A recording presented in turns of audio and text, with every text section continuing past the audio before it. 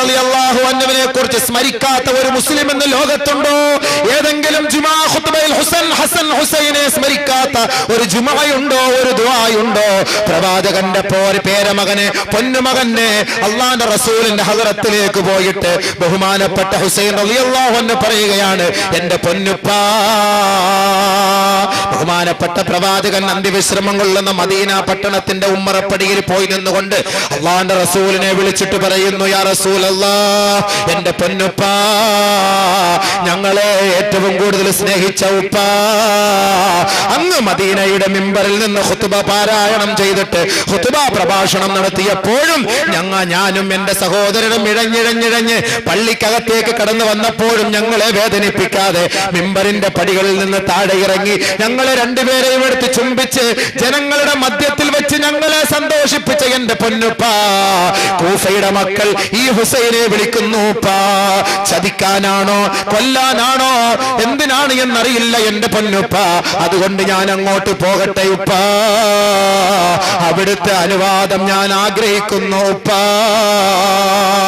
ബഹുമാനപ്പെട്ട ഹുസൈൻ റളിയല്ലാഹു അൻഹു തളർന്നുപോയി, കേട്ട് തളർന്നുപോയി, കരഞ്ഞു തളർന്നുപോയി, ബോധരഹിതനായി. ബഹുമാനപ്പെട്ട പ്രവാചകനദാ ഹുസൈൻ റളിയല്ലാഹു അൻഹുവിനെ വിളിച്ചുണർത്തിക്കൊണ്ട് സ്വപ്നത്തിൽ വന്ന് പറയുന്നു, മോനെ, എന്റെ പൊന്നു മോനെ, എന്റെ പൊന്നു മോനെ, തുറത്തി എന്റെ രക്തത്തിന്റെ അംശമേ, എന്റെ കരളിന്റെ കാതലേ, എന്റെ എല്ലാമായ മോനെ, കൂഫക്കാരുടെ വിളി നീ സ്വീകരിക്കണം മകനെ, കൂഫക്കാരുടെ വിളി നീ സ്വീകരിക്കണം മകനെ. പക്ഷേ ആ ഹുസൈനെ ഞാൻ കാണുന്നു മോനെ, ശുദ്ധജല തടാകത്തിന്റെ അരികത്ത് കിടന്ന് ഒരു തുള്ളി വെള്ളം പോലും കിട്ടാതെ നീ പിടഞ്ഞു മരിക്കുന്നത് ഈ പ്രവാചകൻ നിന്റെ പൊന്നുപ്പ കാണുന്നു മോനെ. പെട്ടെന്ന് ഞെട്ടി ഉണർന്നു പോയി മഹാനായ ഹുസൈൻ റളിയല്ലാഹു അൻഹു തീരുമാനിച്ചുറപ്പിച്ചു, എന്റെ ഈ കുപ്പ എനിക്ക് അനുവാദം നൽകിയിരിക്കുന്നു, അതുകൊണ്ട് ഇനിയും മറ്റു ചില ചർച്ചകളൊന്നുമില്ല. നേരെ പോയി കൂഫയിലേക്ക്. ചരിത്രമറിയാമല്ലോ.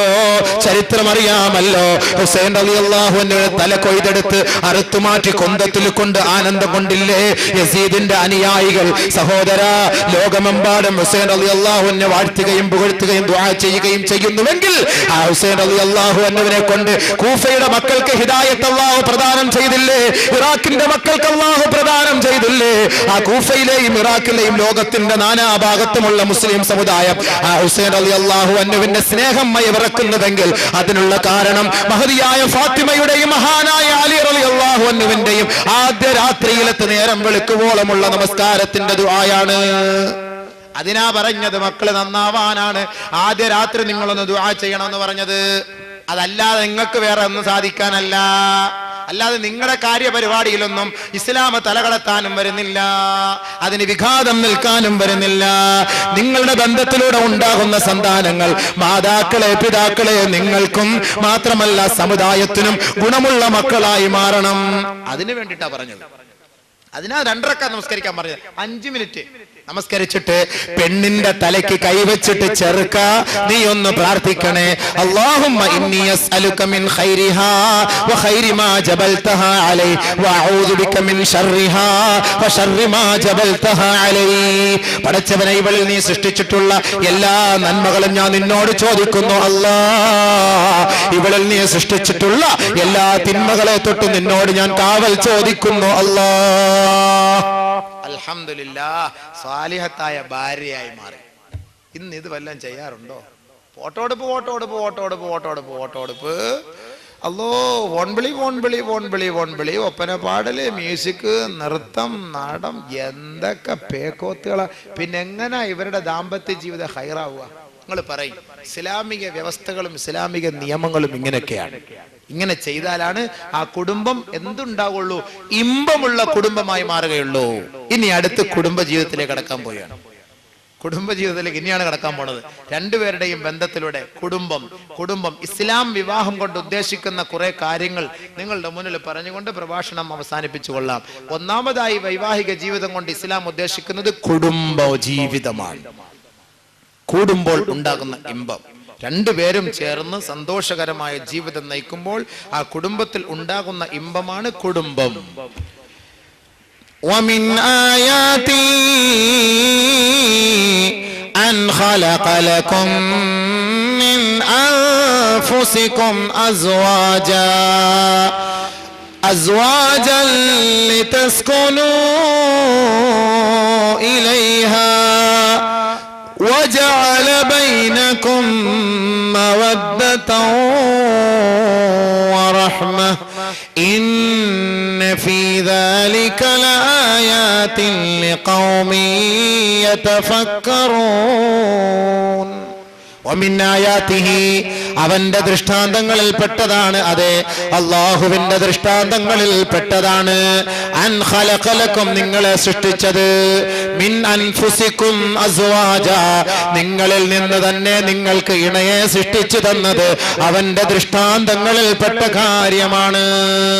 എന്തിന്? നമ്മുടെ ഇനത്തിൽ നിന്ന് തന്നെയാ പെണ്ണിനെ അള്ളാഹു നമുക്ക് നൽകിയത്. അല്ലാതെ ആണുങ്ങൾക്ക് മൃഗത്തിന്റെ ഇനത്തിൽ നിന്നൊന്നും അല്ല തന്നത്. അള്ളാഹു ഒരു പെണ്ണിന് വേറെ ഒരു പശുവിനെ കെട്ടിച്ചു കൊടുത്തിരുന്നെങ്കിലോ എന്തായതിന അവസ്ഥ? അതുകൊണ്ട് അള്ളാഹു പറഞ്ഞു അൻ ഖലഖലകും മിൻ അൻഫുസിക്കും അസ്വാജ, നിങ്ങളിൽ നിന്ന് തന്നെയാണ് ഇണകളെ അവൻ സൃഷ്ടിച്ചു തന്നത്. നിങ്ങളുടെ ഇനത്തിൽ എന്ന് പറഞ്ഞാൽ മനുഷ്യത്വം എന്തെന്ന് മനസ്സിലാക്കിയ പെണ്ണ്, മനുഷ്യനെ മനുഷ്യനായി കാണാൻ കഴിവുള്ള പെണ്ണ്. മൃഗത്തിന് കഴിയില്ലാതെ മനുഷ്യത്തിക്ക് കഴിയും, മനുഷ്യന് കഴിയും. അതുകൊണ്ട് നിങ്ങളുടെ ഇനത്തിൽ നിന്ന് തന്നെ ഞാൻ ഒരു പെണ്ണിനെ കെട്ടിച്ചെന്നിരിക്കുകയാണ് നിങ്ങൾക്ക്. എന്തിന്?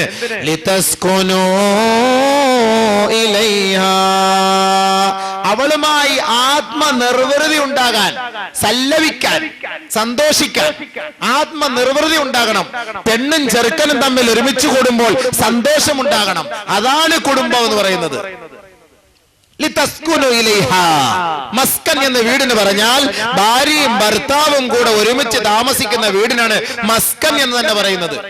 മസ്കൻ, ഭർത്താവുള്ള വീട്, ഭാര്യയുള്ള വീട്. അതുകൊണ്ട് ഇണകളുണ്ടെങ്കിൽ മാത്രമേ ഈ സന്തോഷം ഉണ്ടാവുകയുള്ളൂ. അതുകൊണ്ടാണ് അല്ലാഹു സുബ്ഹാനഹു വ തആല അവന്റെ സൃഷ്ടി വൈഭവങ്ങൾ പരിശോധിച്ചാൽ എല്ലാ വസ്തുക്കളെയും അല്ലാഹു സൃഷ്ടിച്ചത് അസ്വാജ, ഇണകളായിട്ടാണ് സൃഷ്ടിച്ചത്. എല്ലാ വസ്തുക്കളെയും. ومن كل شيء خلقنا زوجين لعلكم تذكرون,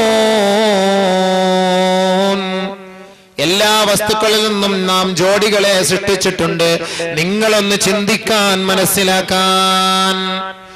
സൂറത്ത് യാസീൻ പാരായണം ചെയ്യുന്നവരാണല്ലോ നമ്മൾ.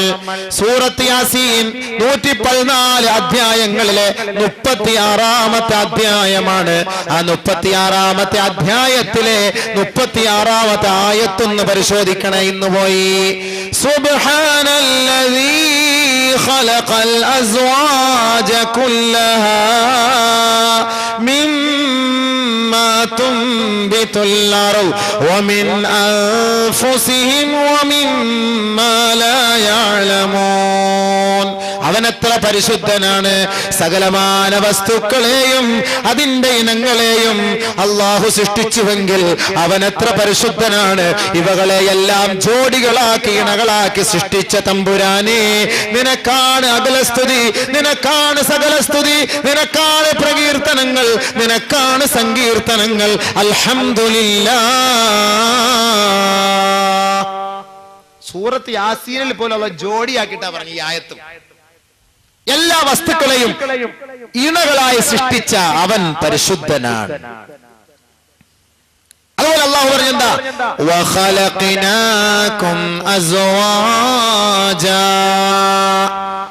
അതുകൊണ്ട് ഞാൻ നിങ്ങളെ ജോഡികളായിട്ടാണ് സൃഷ്ടിച്ചത്. വമിനൽ അൻആമി അസ്വാജാ, ജോഡികൾ മൃഗങ്ങളിലുണ്ട്. കാള, പശു, എരുമ, പോത്ത്,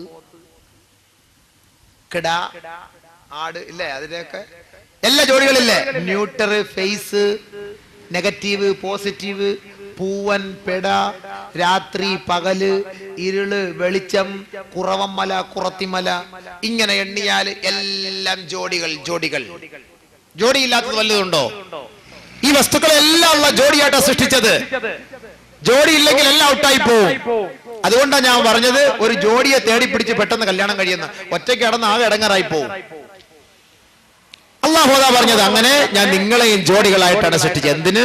നിങ്ങൾ സന്തോഷത്തോടെ കഴിഞ്ഞുകൂടാൻ, സന്തോഷത്തോടെ കഴിഞ്ഞുകൂടാൻ. പിന്നെ ഈ കല്യാണം കൊണ്ട് അല്ലാഹു ഉദ്ദേശിച്ചത് എന്താ?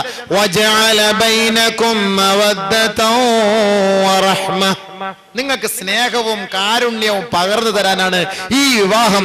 നിങ്ങളിൽ നിന്ന് തന്നെ ഒരു ഇണയെ ഞാൻ നിങ്ങൾക്ക് തെരഞ്ഞെടുത്തു തന്നത്, സ്നേഹവും കാരുണ്യവും പകർന്നു തരാൻ.